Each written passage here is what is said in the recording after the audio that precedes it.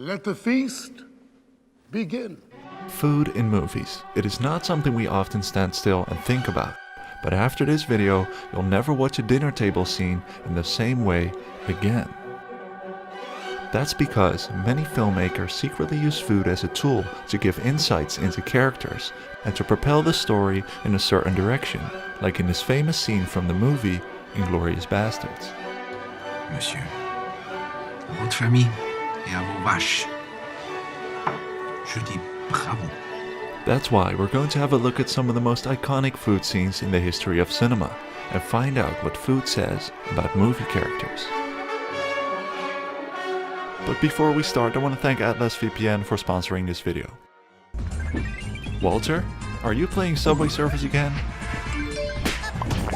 Look, I don't want to be that guy, but we're supposed to be in a video right now. If you love watching movies and series, I'm gonna make you an offer you can't refuse. Lots of movies and shows might not be available in your country, but by turning on Atlas VPN and selecting a new country, you can watch a lot more content from across the world. On top of that, your connection is private, they can't steal your data, all while streaming 4K at high speed. Right now, for only $1.83 per month. You might be thinking, impressive. Very nice, but there's more. Because Atlas VPN is also an ad blocker and you can connect it to unlimited devices with a 30-day money-back guarantee. That's right. What's the matter with you? Get the deal right now for 3 years and 3 months free with the link down below. Alright, now let's get into the video. God damn, Jimmy. This some serious gourmet shit. Quentin Tarantino is a director that is known for his famous food scenes. His characters are eating and drinking all kinds of indulgent foods. God damn, it's a pretty fucking good milkshake. This is a tasty burger. It's like a reward. And even if they're not eating something, they're talking about it. Royale with cheese. Royale with cheese. That's right. Tarantino sure knows how to make an audience hungry, and by having the characters eat tasty nachos or sweet white cake, he's using food to establish a connection with the audience. When you see my movies, there might be one drink or one piece of food that the audience fixates on, and the movie actually makes them hungry for that. They want that once they get out of the theater. I defy anyone to not want strudel when you see Inglourious Basterds. You know, it doesn't matter that just this Nazi guy's eating it. It's like, man, that strudel looks good. Also, who doesn't like watching Brad Pitt eat for 15 minutes straight? However, as soon as the audience starts craving for a little bit more, please, sir, I want some more. Tarantino adds his unique flavor.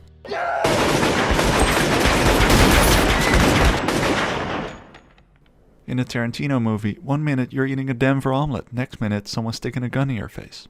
And it's at that moment that something seemingly insignificant as a hamburger can become quite significant. But that's just a hamburger. Wait till you hear about the oranges, because this is just the beginning. It started as a mere coincidence in The Godfather. The set designer prepped several scenes with oranges to give the moody scene some color. But every time an orange was in sight, it didn't end well for a character.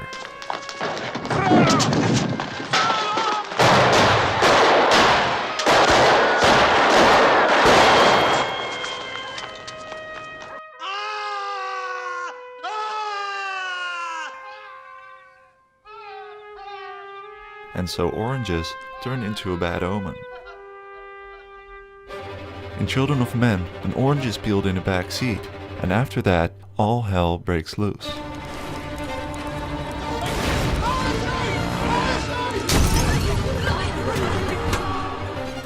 And if you still don't believe me, what about the scene in Requiem for a Dream, where the drug dealer is sitting in a delivery truck for oranges, peeling an orange, and then all of a sudden they start shooting at the crowd, and it all spirals down from here. In Point Break, a man walks past and offers them oranges, which is followed by a robbery and many people being shot. Even in The Breakfast Club, the schoolmaster spilled coffee while eating an orange. In Breaking Bad, Ted Beneke slips and falls into oranges. In The Sopranos, 2 men attempt to kill Tony while buying orange juice. And I guess I don't have to explain what happened to Mr. Orange in Reservoir Dogs. Is it bad? As opposed to good? As we can see, food can take on a symbolic meaning and give us hints about what is going to happen next in a story without saying a single word. But what a character eats or drinks can also be used to give insight into a character's personality and help build a character.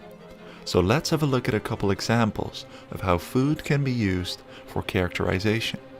Can I get you something, sir? Vodka martini, shaken, not stirred. I'm sorry, we don't serve alcohol. I'm really starting to love this place.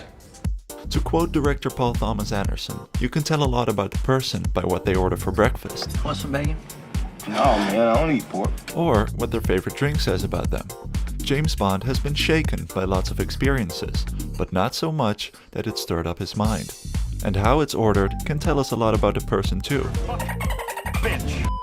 Tony Manero is a simple man. All he wants to do is dance. He comes from a poor family, and while the girl tries to fit into the upper class by ordering tea with lemon, he just stays himself. All us women executives in my office, they all drink tea with lemon. I like coffee. I drink coffee. Yeah. You know who that reminded me of? Al Pacino, because in Scarface, Tony Montana eats a slice of lemon that is normally used to clean your hands with after a meal. But because he had a poor upbringing, this shows us he has never really been exposed to a rich lifestyle.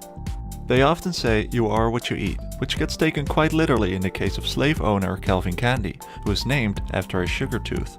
He's getting a visit from Dr. Schultz, who is a bounty hunter disguised as a dentist.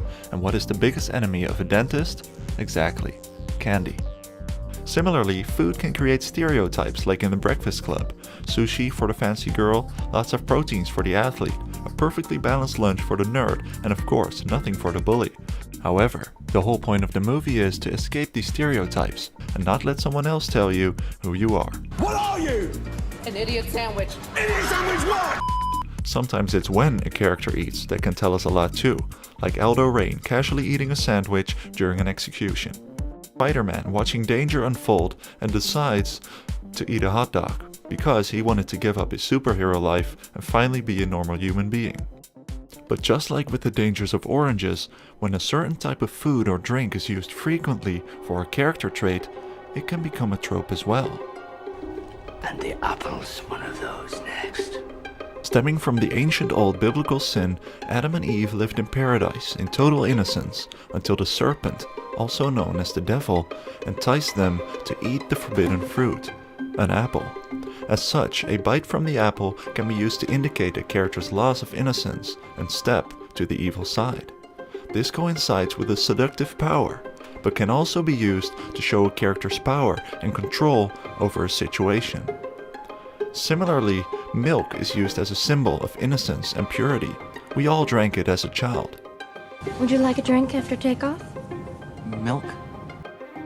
Just like with the forbidden fruit, filmmakers can use this association with innocence to make the audience feel that something is a little off. I drink your milkshake. And that's how milk can become a symbol of power. And it's exactly why villains are the ones consuming this pure beverage. It's evil defeating the good, indicating their loss of innocence. Colonel Hans Landa is establishing his power over the farmer and his family by devouring a glass of their milk. You're sheltering enemies of the state, are you not? Yes. And he does this in the strudel scene as well. He is forcing the Jewish girl Shoshana to eat the strudel with cream because she was hiding in the dairy farm, proving his power, and in the end, he destroys the cream with his cigarette. But food can also literally give a character power. 살아있는 게 먹고 싶다고 했다. Filled with hate and revenge, Old Boy eats a living octopus, which has the reputation of being strengthening in Korea. But the food itself can even become a dangerous weapon, like the peach fuzz in Parasite, used to poison the servant and infiltrate the rich family's house. And in some cases, humans themselves can become the food, like in Hannibal the Lecter. And in American Psycho, where the food in the opening credits metaphorically foreshadows the killing of Paul Allen. Goes out with that loser Patrick Bateman. What a dork. Another martini, Paul. There are so many more examples we can cover, from Spirited Away and Ratatouille to Goodfellas, but I figured I would leave the rest to you guys in the comments. Who knows, maybe a banana means something as well. The real question is, does a psychopath put in the milk or the cereal first? Let me know. As always, I hope to see you in the next video, and if you see an orange, run.